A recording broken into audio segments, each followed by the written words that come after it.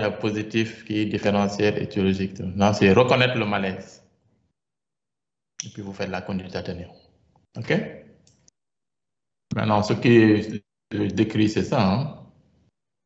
Le plus important, c'est oxygène, calmer le malade. Donc, ce que vous avez mis. Et puis, lui administrer son bêta-bloquant.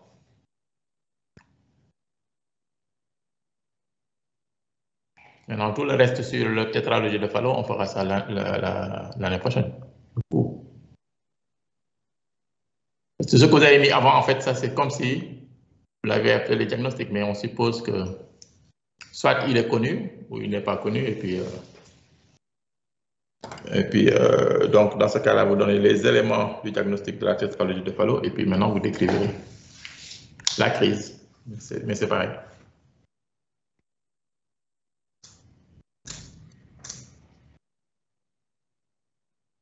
C'est bon? Professeur, j'avais une question. Oui. Merci pour la présentation. Moi, c'était par rapport au traitement, parce que dans nos services, le propranolone injectable, comme il n'est pas disponible tout le temps, est-ce que ce ne serait pas aussi pertinent de donner la dose en comprimé, la dose en milligrammes par jour? Ouais. Non, il fait son malaise. Oui. Il ne peut pas prendre un comprimé, ça ne sert à rien. La crise, elle ne doit pas durer plus de 3 minutes en principe. Après, il est hypotonique. Normalement, Oui. parce que parfois, même sans le traitement, le spasme, il se lâche. Donc, le sang repasse. Peut-être que c'est une petite quantité qui, c'est pour ça qu'il reste complètement hypotonique, abattu, etc. Parce que si ça ne lâche pas, de toute façon, il meurt. Hein? Donc, ça, vous le dites, parce que ça permet vraiment de diminuer les résistances pulmonaires pour augmenter le débit au niveau, enfin, diminuer les résistances pulmonaires et puis augmenter le débit au niveau pulmonaire et augmenter les résistances systémiques.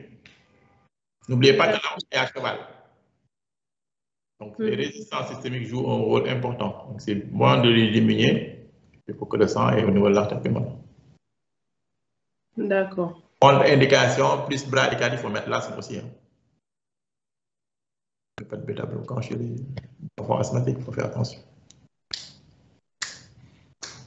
OK. Bon, sinon, je pense que tout y est. Hein.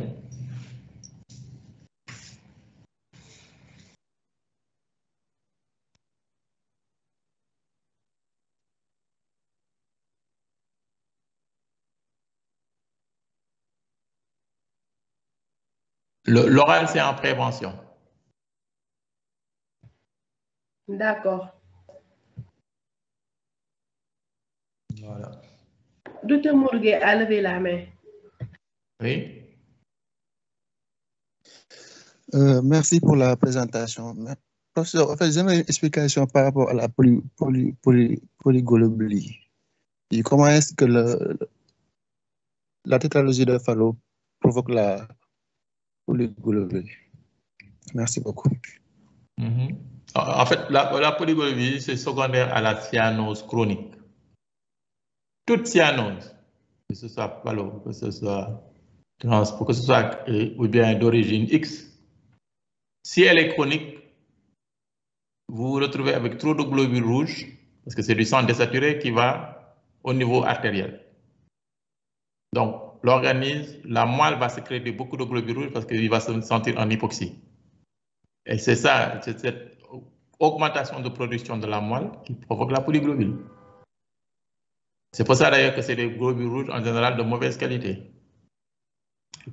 Parce que c'est des globules rouges qui fixent mal le fer. Quand il y en a trop, tu utilises tes réserves. C'est ça que vous vous retrouvez avec une hypochromie. Vous êtes TCMH, vous allez voir toujours, souvent c'est bas. C'est pour ça que parfois il faut les supplémenter en fer parce que ça augmente la viscosité. Donc ça les expose à des thromboses. Mais c'est une réaction de la moelle, tout simplement, la production excessive de globules rouges.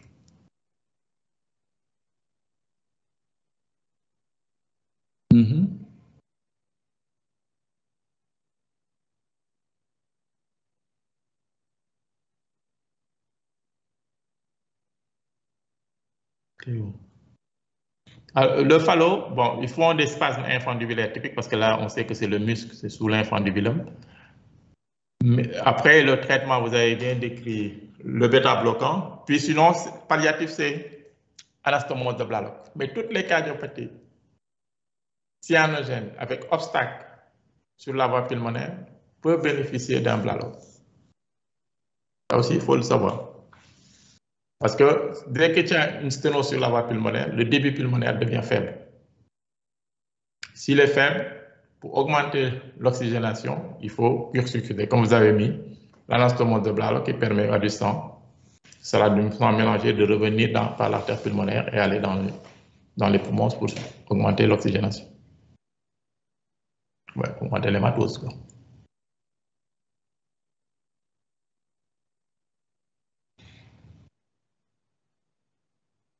OK, donc c'est bon.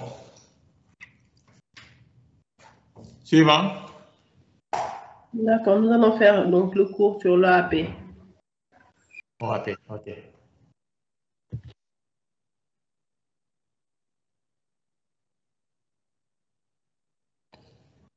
Si c'est cas clinique, c'est vous recevez un nouveau-né suivi pour cardiopathie. Quelles sont les images radiologiques, quelles en ont, et puis maintenant il présente son malaise. Clinique, qu'est-ce que vous avez et qu'est-ce que vous faites? C'est aussi simple. Et vous avez 10 sur 10. Suivant.